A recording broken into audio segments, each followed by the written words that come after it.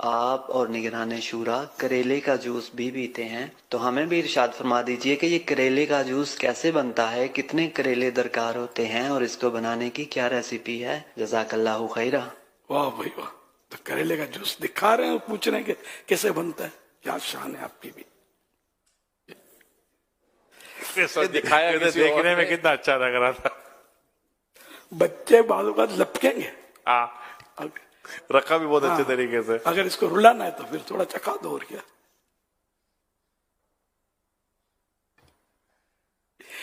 ये एक करेला मीडियम साइज का लें, 2 गिलास पानी, और ये जूसर मशीन जो होती है, जूसर मशीन या जूसर काफी है ना, इसको मशीन लफ्ज बोलने की जरूरत नहीं है, जूस निकालने वाली ग्राइंडर मशीन। ग्राइंडर मशीन कहलाती है। ग्राइंडर काफी नहीं है, नहीं जूस मशीन करने वाली नहीं, जूसर मशीन सही है। हाँ जूसर, जब मशीन बोलना पड़ेगा बोल दें तो।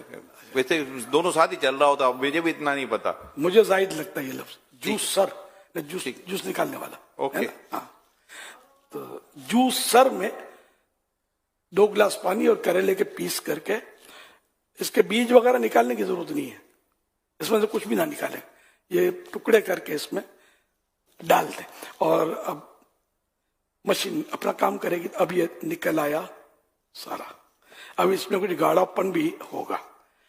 अगर आप पूरा फायदा उठाना चाहते हैं, एक गाढ़ा गाढ़ा जो है नहीं भी पी ले, मैंने पिए, क्योंकि ये भी आखिर ग़िज़ा है। अगर नहीं पिया जाता तो फिर छान के पी ले।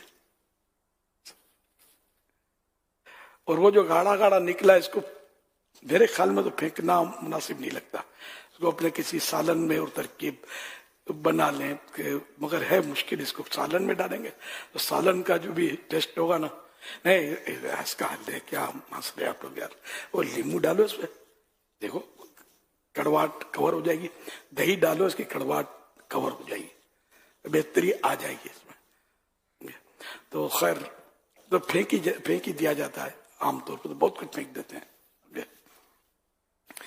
तो ये इस तरह अगर आपने जूस निकाल लिया ना, ये तो 2 गिलास में यूं के मतलब वो कुछ वो जब छानेंगे ना, तो जो भी इसका निकलता है मलगोबा या जो भी है, उसमें भी पानी रह जाता है। तो अगर आप वो सारा गाढ़ा गाढ़ा पीना चाहते हैं तो चाहे तो 1.5 गिलास कर दें। देखो वो आप जब 1-2 बार करेंगे ना, तो आपका हाथ बैठ जाएगा कि इतना कितना पानी इसमें डालना है। फिर करेले की साइज है भी, कहीं छोटी होती कहीं बड़ी होती, तो मीडियम साइज। बड़ा भी अगर पीना चाहें तो नो प्रॉब्लम। हमने मालूम किया कि अगर उम्र भर पिए जैसे, तो इसका साइड इफेक्ट भी बताया गया कि नहीं है, पीते रहें। एक टाइम खाली पेट, मैं खाली पेट पीने की मेरी कोशिश होती है, तो ये खाली पेट इसको पिए। और इंशाअल्लाह इसमें कैंसर से रोकने का भी सलाहियत है, शुगर कंट्रोल करता है, और मैंने तो इसको एंटी एलर्जी भी महसूस किया है। मैंने बाद चीजें जो मैं नहीं इस्तेमाल कर सकता था ना, इसके बाद मैंने उसमें कुछ रियायत पाई है। अब वो इस्तेमाल थोड़ी बहुत कर लूं तो हो जाती है, साइड इफेक्ट नजर नहीं आता। ये इसके अलावा इसकी तो बाकायदा यानी कि फेरिस्त हैं। अब वो पहले से कोई तैयारी नहीं थी ना, वरना फेरिस्त बना के मैं आपको बताता कि किस किस बीमारी का इसमें इलाज है। तो अगर ये फेरिस्त बताई जाए ना, तो इसमें फिर ज्यादा आदमी को दिलचस्पी बढ़ती है। न कोई भी अमल हो, उसकी फजीलत फजाइल सुनकर आदमी रगबत पकड़ता है। तो ये है बहुत प्यारी चीज है, और मैं तो सही बात है कि मैं इसको छोड़ना नहीं चाहता। भागता नहीं है। पहली बार में तो आपको ज्यादा दुश्वारी महसूस होगी, दूसरी बार कम, फिर तीसरी बार आहिस्ता आहिस्ता आप इसके आदी हो जाएंगे। मैं आदी हो गया तो इतना प्रॉब्लम नहीं, तो पी लेता हूँ। फिर चाहे तो कोई मीठी वो चीज, मतलब खाली इसके ऊपर खजूर खाली, शहद चाट लिया अगर चाहे तो कड़वा अगर मुंह में है भी तो वो चली जाएगी, नहीं तो खुद भी चलिए पानी पी लें यूं करके, तो इंशाल्लाह ये भी फर्क पड़ जाएगा।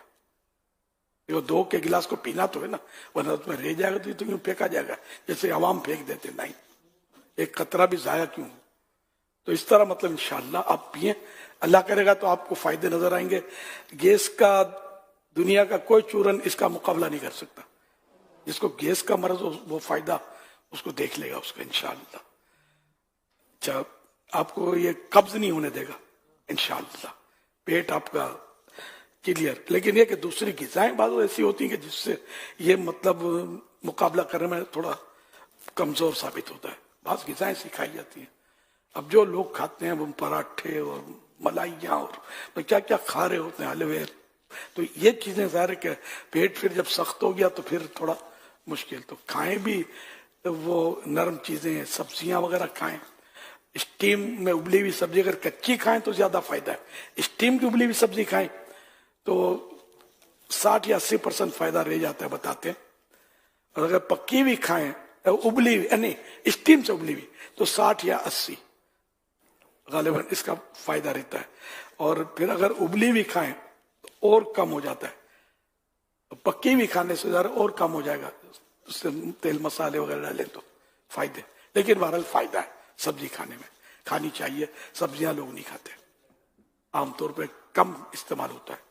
भले महंगी हो जाए, आप खाओ यार, भले महंगी हो जाए, फायदे वाली चीज है। जरा सब खाएंगे तो महंगी हो जाएगी, नो प्रॉब्लम इंशाअल्लाह। इसका इस अल्लाह की नेमत है। सर्दियों में सब्जी तरह तरह की आती है और सीजन है सब्जी खाने का, तो इसका मतलब सर्दियों में सब्जी ज्यादा मुफीद है। ये कुदरती निजाम है। जो चीजें ज्यादा मुफीद होती हैं जिस मौसम में, वो उसकी बहारें होती हैं उस मौसम। अल्लाह की रहमत, उसका करम। सल्लु अलल हबीब सल्लल्लाहु